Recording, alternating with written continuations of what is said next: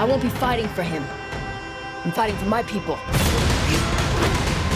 Denis, namaste and welcome to the show. Thank you. What is the most awkward thing that you made your actors do on camera? Maybe particularly dangerous, which even while you were shooting, you felt maybe that's a little too much for them. The most weird thing I think it was is ask Stellan Skarsgard to enter an oily bath of white water, strange liquid. That I think is one of the strangest things I asked to an actor to do. You know, I was actually talking about this scene to him right before you, and he said, I completely trusted Denis, and I didn't ask him what's inside it because I didn't want to know. And I want you to tell us, what was that oil bath actually? It's just that we understand that the because of this is physicality, the Baron is more comfortable in liquid because he is a very heavy human being, and he likes to more easy for him to he's more comfortable like a hippopotamus, you know, like he's more comfortable in taking those baths, and that must have some kind of health, good for his health. That's a creative liberty that you've taken in the movie, actually, that scene, right, which is not in the books. Yes. Are you scared of upsetting hardcore book fans when you take these liberties? No, because an adaptation is like in between the movie and the book, there's me. And I make thousands, millions of tiny decisions in order to bring it to the screen. And I'm fully responsible. If they don't like something, it's my fault. But all those decisions have been made with as an act of love toward Frank Herbert,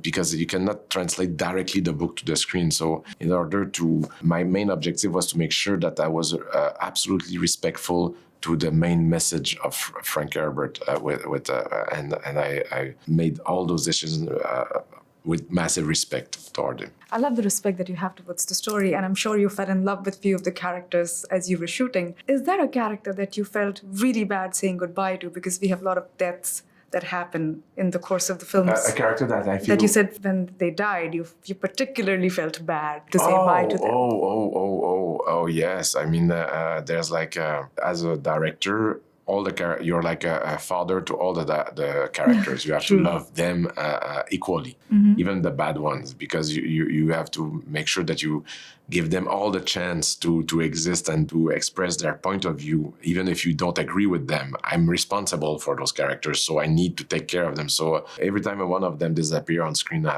there's a sadness in my heart. It's hard. Is there an actor you particularly enjoyed shooting with? Like you were more excited to do their scenes? I will say they were all, all the actors, fatherhood figure. I love them all, I mean, equally. But to be more interesting for you, I will say that one actor that I was afraid of and that I was looking forward to work with and that I was very pleased he agreed to play the part was Christopher Walken, because he's a legend of cinema, but I was very intimidated at first, which is not common for me. Usually I'm very comfortable with actors, but Christopher, he broke the ice very quickly, and we became friends on set, and it was a very unique experience for me to work with Christopher Walken. What you say is so interesting because the director is the senior most figure. I mean, it's their word that matters when you're making a film. And if in a case where you're intimidated by an actor, are you afraid of correcting them or telling them this doesn't work? No, I'm not. I can be intimidated in my heart, but I must not show it. Otherwise, the lion will devour me alive. I need to show strength. If I'm intimidated, I will never. But it's very rare that I'm starstruck. Okay. One last thing, and you have to tell me a name. Who's your favorite character from the entire story? Again, I love them all, and I'm very close to the Fremen. Yeah. I'm following the story of Paul Atreides. Yes. And I fell in love with the book because of Paul Atreides. And what really moved me is how Paul finds home in another culture, that they finally feel home in the desert. And that when I was a kid, when I read that, it really moved me deeply. So I have to say Paul. Paul. It's amazing. It was so nice to talk to you. I honestly can feel the passion and the love and the respect you have towards the story. And maybe that's why you're the perfect person to make it.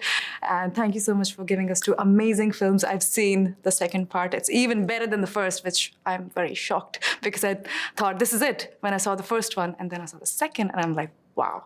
So you are amazing. Oh, you're very sweet. Thank you very much. Thank you. It was a pleasure meeting you. All the very best to the film, to the cast, crew, and I hope it just does better than any other film that you've ever made. Thank you. Thank you. You young pup. Do you believe in Paul? There are signs